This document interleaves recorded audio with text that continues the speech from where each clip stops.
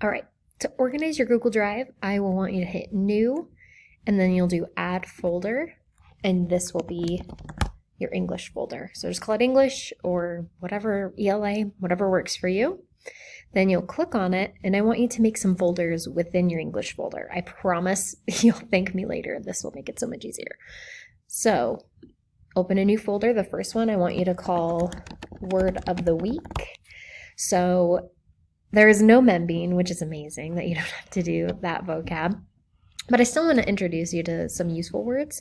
So once a week, I will post a word, the definition, and at the end of the term, we'll have a quiz. So it's like 10 words a term. Super easy, but you'll want to write down the words in their definition and keep them in your Word of the Week file so you can find them and be able to study for the quiz at the end of the term.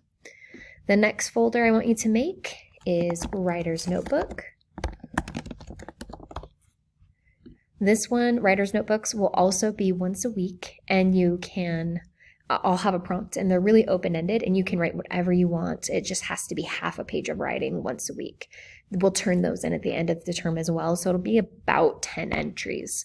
But those are really fun. That's where you can be creative and feel like a writer because you get to write whatever you want.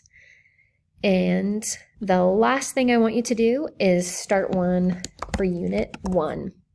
Every unit we do, you'll want to create a folder, but for now, just make the Unit 1 folder. And so once we get into Unit 1 and those modules, you can start just keeping it in this folder. That way you don't have like 100 unnamed documents all over the place. So this is what your Google Drive should look like. So you've got your English folder, and then you've got your 3 folders within it.